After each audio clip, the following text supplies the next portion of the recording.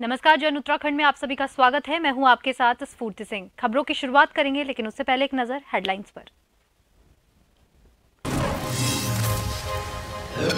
देहरादून के inter college Kolagarh में नवनिर्मित भवन का सीएम धामी ने किया लोकार्पण। इससे पहले रंगारंग सांस्कृतिक कार्यक्रम का हुआ आयोजन, कई मंत्री रहे मौजूद।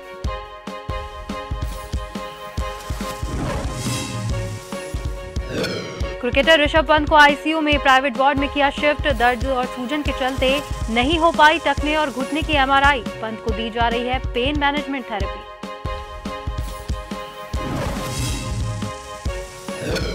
देहरादून यूकेएसएससी भर्ती परीक्षा पेपर लीक मामला, आम आदमी पार्टी ने दिया धरना। पुलिस और कार्यकर्ताओं में हुई झड़प।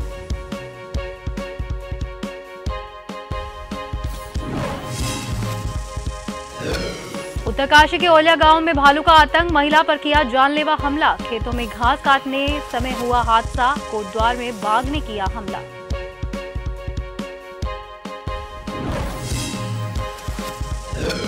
और उत्तराखंड में कोविड के नए वेरिएंट से दहशत, एक कोरोना संक्रमित की मौत। मिले 3 नए मरीज। नैनीताल हाईकोर्ट में बिना मास्क प्रवेश पर प्रतिबंध।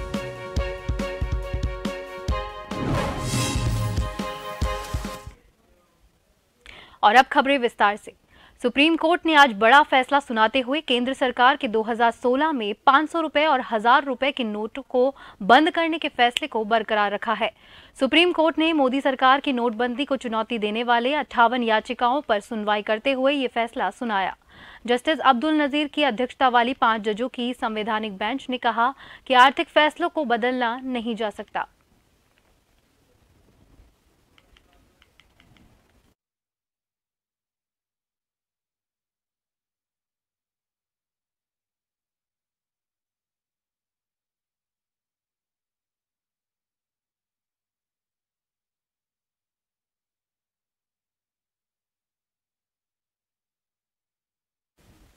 उत्तरकाशी जनपद के ढूंढा प्रखंड के औल्या गांव निवासी रामनारायण भट्ट की पत्नी पर भालू ने जानलेवा हमला करके बुरी तरह से घायल कर दिया। घटना उस वक्त हुई जब 2 महिलाएं शाम के समय खेतों में घास काटने गई हुई थी, जहां पर घात लगाए भालू ने अचानक से जुगलेश्वर देवी पर अचानक से हमला कर दिया। और भालू का हमला होने की भनक जैसे ही दूसरी महिला को लगी तो उस महिला ने हिम्मत दिखाते हुए शोर शराबा कर घायल महिला को भालू के चुंगल से छुड़वाया। महिला का शोर सुनाई देते ही ग्रामीण भी घटनास्थल पर पहुंच गए और आनन फानन में घायल महिला को देर रात 108 की मदद से जिला अस्पताल पहुंचाया गया।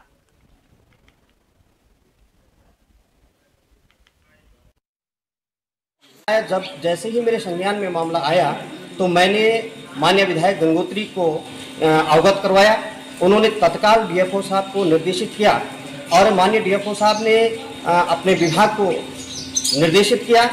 उसके बाद मैं स्वयं अभी यहाँ पर डिस्ट्रिक्ट अस्पताल में उपस्थित हूँ और मुझे विश्वास है कि प्रशासन इस मामले को गंभीरता से लेगा और जो दहशत का माहौल क्षेत्र में है, इस आतंक की पीड़ा को समझते हुए तत्काल कार्रवाई करेगा। महोदय के निर्देश अनुसार मुझे वन विभाग अधिकारी को फोन आया है कि आप तुरंत घटना स्थल पर पहुंचे। उसमें हॉस्पिटल में ओलिया डांग में कुछ भालू द्वारा कुछ घटनाएं हुई है। जब तक मैं ओलिया डांग जाता तब तक हॉस्पिटल में महिला को ले आए थे और मेरे साथ मेरे श्रीमान महोदय धुरा सिंह चौहान जी सेक्शन अफसर सिरक्यारा के साथ में जाके वहाँ पे फोटोग्राफी की है, घटनास्थल पे पहुंचे हैं। देहरादून यूकेएसएससी भर्ती परीक्षा पेपर लीक मामला, आम आदमी पार्टी ने अंबेडकर पार्क पर दिया धरना। सभी आरोपियों के खिलाफ शीघ्र कार्रवाई करने की मांग की गई। बेरोजगार और नौजवानों को रोजगार देने की मांग को लेकर विरोध जताया गया। पुलिस ने अंबेडकर पार्क पहुंचकर आम आदमी पार्टी को धरना देने से रोका। पुलिस जोत सिंह बिस्ट और आप कार्यकर्ताओं के बीच झड़प भी हुई। पुलिस ने आप कार्यकर्ताओं पर लगाया धरने को लेकर परमिशन नहीं लेने का आरोप।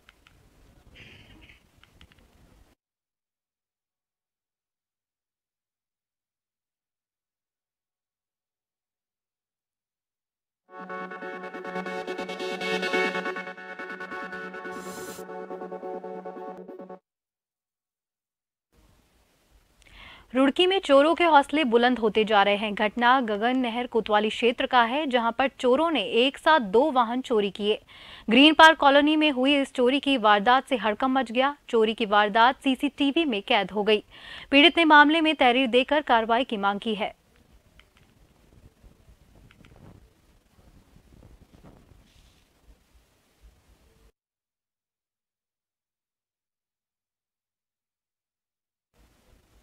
पौड़ी जिले के एकेश्वर ब्लॉक के नोआखाल गांव में बाघ ने एक महिला पर जानलेवा हमला कर दिया।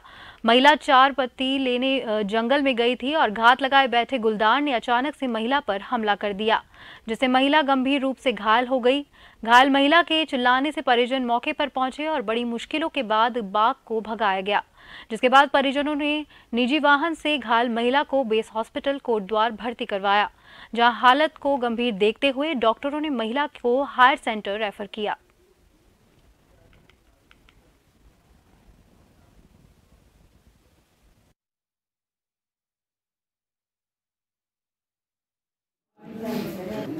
हमारी गाय है, भैंस है, तो जंगल में लकड़ी लेने, वो घास लेने जा रखे थे, तो अचानक बाघ ने अटैक कर दिया और जिसके कारण उनकी आंख में भी लग गई और हाथ पे भी। बस हमने भगाया फिर बाघ तो भाग गया, लेकिन उनको काफी जख्मी करके चला गया। घास काटने जा रखी थी, मुझे बाघ ने हमला कर दिया। मेरी सहेलियों ने मुझे बचाया और सब हमको मेरे को हॉस्पिटल में ले गए। हॉस्पिटल में तब डॉक्टरों ने वो कहा पट्टी पुट्टी करी, चमल सैन गई तो उन्होंने रेफर कर दिया। 9 बजे तक यहाँ पहुँचे। किस पे?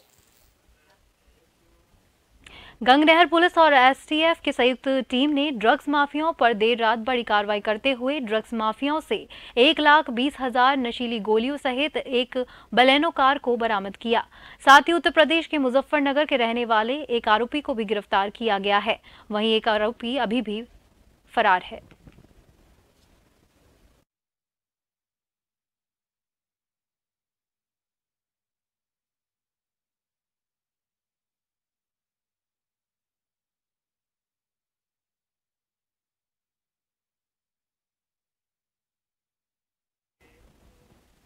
रुड़की रामपुर गांव में इनोवा कार में भीषण आग लग गई। मामला गगन नहर कोतवाली क्षेत्र का है। नदी के किनारे धू धू कर कार जली। भीषण आग से हड़कंप मच गया। कार चालक देर रात देहरादून से रुड़की आया था। आग लगने के बाद कार चालक ने कार से बाहर कूदकर अपनी जान बचाई। सूचना पर पहुंची फायर ब्रिगेड की टीम ने बमुश्किल आग पर काबू पाया।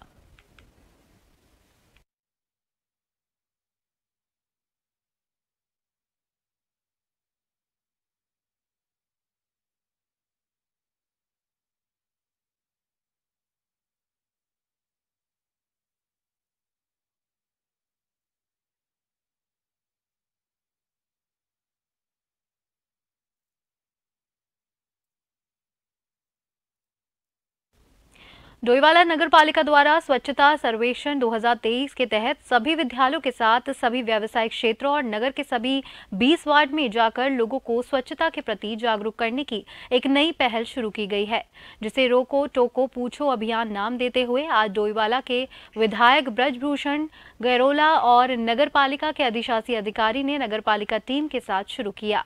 सर्वेक्षण 2023 के तहत मेरा शहर मेरी पहचान की भावना से प्रेरित करने के लिए इस अभियान की शुरुआत की गई है, जिसको रोको टोको पूछो नाम दिया गया है।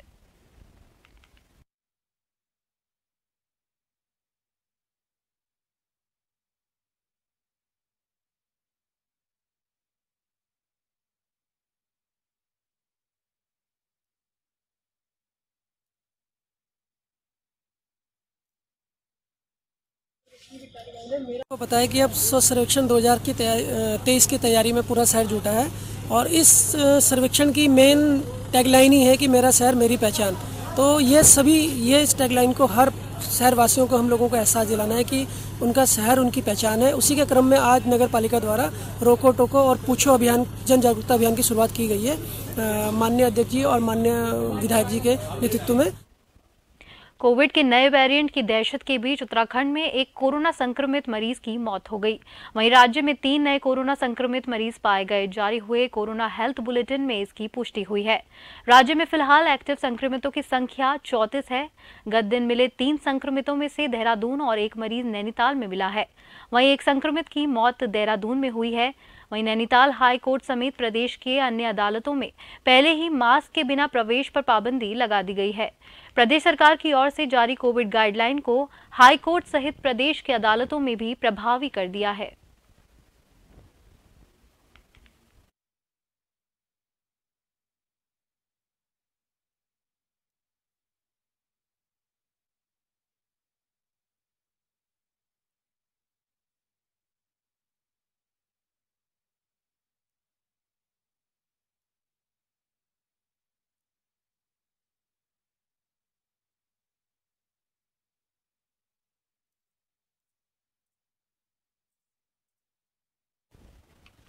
सड़क दुर्घटना में घायल भारतीय क्रिकेट टीम के विकेटकीपर बल्लेबाज ऋषभ पंत के स्वास्थ्य में सुधार आ रहा है।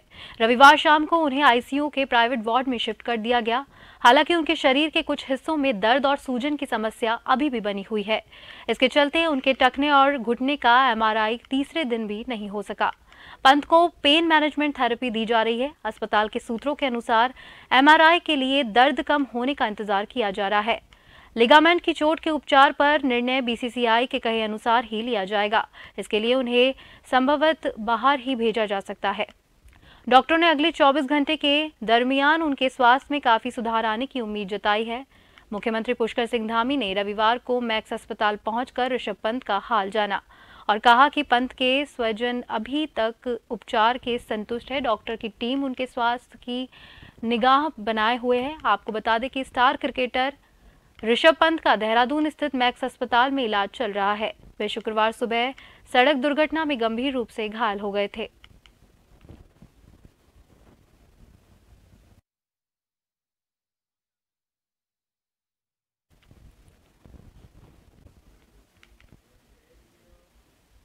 जोशीमठ के 8 किलोमीटर की दूरी पर सुनील वार्ड मौजूद है, जो ओली तक जाने वाले मुख्य सड़क के किनारे पर बसा हुआ है।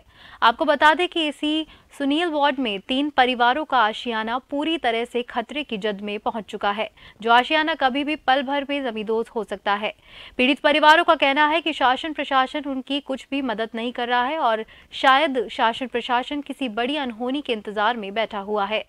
वहीं पीड़ित परिवार के छोटे नन्हे मुन्ने बच्चों का कहना है कि उन्हें पढ़ाई करने की भी काफी दिक्कतों का सामना करना पड़ता है। वे लोग हमेशा डर के साए में रहते हैं कि अब उनका आशियाना पल भर में जमींदोज हो जाएगा।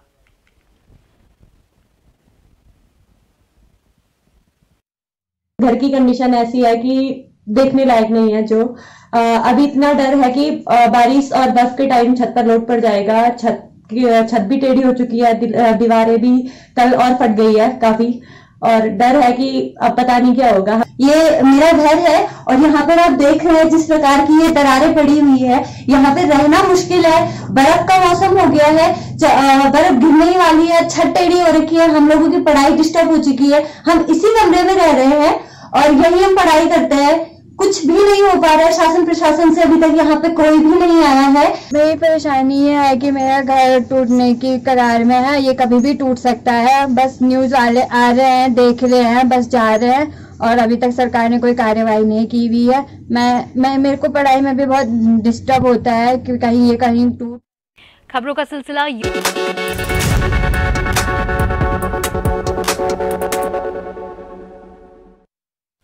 ब्रेक के बाद एक बार फिर से आप सभी का स्वागत है। बढ़ते अगली खबर की ओर।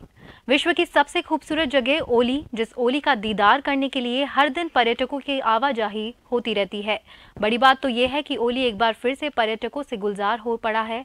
यहाँ हजारों की तादाद में देशी विदेशी पर्यटक पहुंचे हुए हैं और जमकर जन्नत का लुत्फ उठा रहे हैं। जैसा कि आप तस्वीरों के माध्यम से देख सकते हैं कि किस तरह से विश्व की खूबसूरत जगह ओली किस तरह से पर्यटकों से गुलजार हुआ पड़ा है। हालांकि पर्यटकों में थोड़ी मायूसी भी नजर आई। यहाँ पहुंचे हुए पर्यटकों का कहना है उन्हें यहाँ पर आकर काफी अच्छा महसूस हुआ, लेकिन उनका सपना था कि वह लोग यहाँ पर आकर बर्फ का नजारा देखेंगे, लेकिन ऐसा कुछ भी नहीं हुआ और हमें कहीं भी इस स्थान पर बर्फ नजर नहीं आई।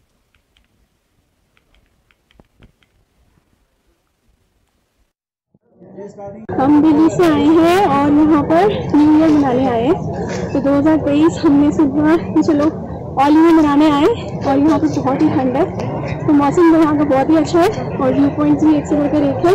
खासकर ये जो झील वादियाँ हैं वो तो बहुत ही मज़ेदार है, तो अच्छा स्किन कलर एक्सपीरियंस मिलेगा। फिलहाल यहाँ पे मौसम काफ़ी बढ़िया, आप देख सकते हो, आसमान, बादल, पीछे ये झील है। मतलब अगर आपको एक बार जन्नत देखना है भारत में कहीं तो आप जरूर आइए ओली। 12,800 फीट की ऊंचाई तक हमने समिट किया था कल और आज हम ओली से वापस लौट रहे हैं। तो यहाँ पर का मौसम बहुत ही बढ़िया है। ऊपर हमने स्नो भी देखा और अब यहाँ से हम वापस पीपल को जा रहे हैं। एक्साइटमेंट तो बहुत था ओली आए कि सोचे थे कि क्योंकि पहाड़ों पे इंसान आता है इसीलिए आता है कि बर्फ में आएगा, एंजॉय करेगा थोड़ा सा। पर यहाँ पर वही एक चीज़ डिसअपॉइंटमेंट मिला, बाकी टेम्परेचर तो ठीक ही है। बर्फ नहीं मिली, इसके लिए थोड़ा सा और कोशिश जारी है कि और आगे जाए। नीति तक सुना है कि नीति में कहीं बर्फ है तो वहाँ जाने की कोशिश है। अकेला आया था, काफ़ी दोस्त बना के जा रहा हूँ एंड PTH ने बहुत ही अच्छा ऑर्गेनाइज किया। थोड़ा डिफिकल्ट था ऊपर खुलारा पास में एंड ख़त्म किया उसका बहुत अच्छा महसूस कर रहा हूँ। के मुकाबले तो थोड़ा इसमें रस कमी है और पिछले साल हमारे 1800 से कुछ लोग गए थे इसमें। कल काफ़ी लोग थे लेकिन जिसमें से 1200 लोग चेयर लिफ्ट की राइड ली और यहाँ पे थोड़ा मौसम की बेरुखी की वजह से भी लोग थोड़ा निराश हैं।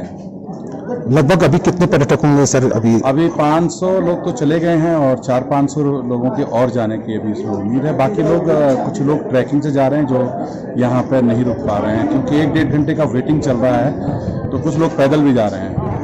इस वक्त हम लोग मौजूद हैं विश्व की सबसे खूबसूरत जगह ओली में, जिस ओली का दीदार करने के लिए हर दिन यहाँ पर पर्यटकों की आवाजाही होती रहती है। बड़ी बात तो यह है कि ओली इस वक्त पर्यटकों से गुलजार हो पड़ा है। मैं कैमरे के माध्यम से दिखाना चाहता हूं कि ये देख सकते हैं सामने का जो नजारा है इसे आर्टिफिशियल कुंड कहा जाता है और देख सकते हैं इस वक्त आर्टिफिशियल कुंड के चारों तरफ किस तरीका का यहाँ पर माहौल बना हुआ है, जो कि आप तस्वीरों के माध्यम से देख सकते हैं। हजारों की तादाद में इस वक्त देश और विदेश से पहुंचे हुए पर्यटक यहाँ पर पहुंचे हुए हैं और जमकर इस जगह का लुत्फ उठा रहे हैं। समूचा उत्तराखंड कड़ाके की ठंड और शीतलहर की चपेट में है। पहाड़ से लेकर मैदान तक ठिठुरन ने बेहाल किया हुआ है। प्रदेश के किसी भी शहर का न्यूनतम तापमान 8 डिग्री सेल्सियस से ऊपर नहीं है। कई इलाकों में तापमान शून्य के आसपास बना हुआ है। उच्च हिमालय क्षेत्रों में हल्की बर्फबारी हुई, वहीं मैदानी इलाकों में बादल छाए रहने और कोहरे के कारण तापमान में गिरावट दर्ज की गई। मौसम विज्ञान केंद्र के निदेशक विक्रम सिंह के अनुसार आने वाले 1-2 दिन में उत्तराखंड में शीतलहर तेज हो सकती है, जिससे ठंड में इजाफा होगा। इसके लिए येलो अलर्ट भी जारी किया गया है। इस दौरान शीतलहर के चलते ठिठुरन बढ़ गई और साथ ही बादलों के बीच सूर्यदेव की लुक्का छिपी दिन भर जारी रही।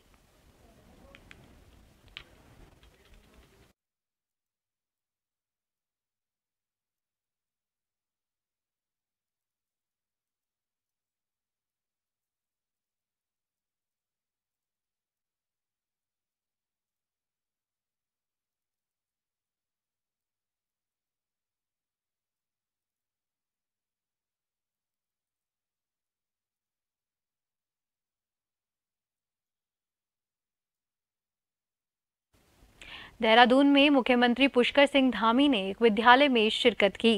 राजकीय बालिका इंटर कॉलेज कोलागढ़ के नवनिर्मित भवन एवं नेताजी सुभाष चंद्र बोस आवासीय छात्रावास झंडी पानी के लोकार्पण के अवसर पर मुख्यमंत्री पुष्कर सिंह धामी, शिक्षा मंत्री धन सिंह रावत, कैबिनेट मंत्री गणेश जोशी, कैंट विधायक सविता कपूर मौजूद थे।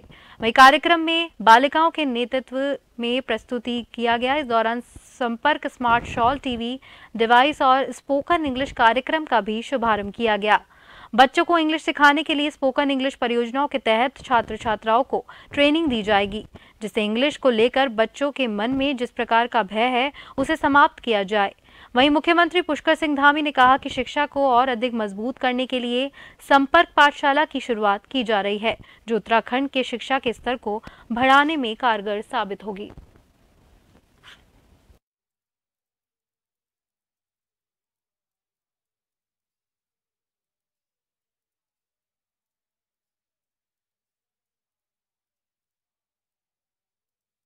हमारे राज्य में अभी तक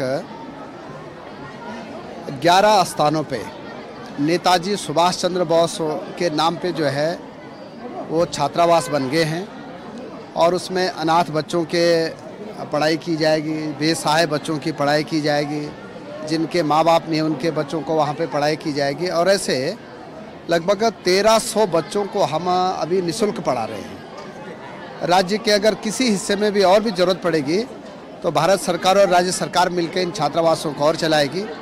और मैं कह सकता हूँ कि शिक्षा के लिए 2023 में हम स्मार्ट क्लास से लेके, वर्चुअल क्लास से लेके, टीचर्स की नियुक्तियाँ से लेके हर प्रकार हम इस साल 2023 को जो है शिक्षा के क्षेत्र में गुणवत्ता पे पूरा ध्यान देने वाले हैं। और आखिर में एक बार फिर से नजर डालेंगे हेडलाइंस पर।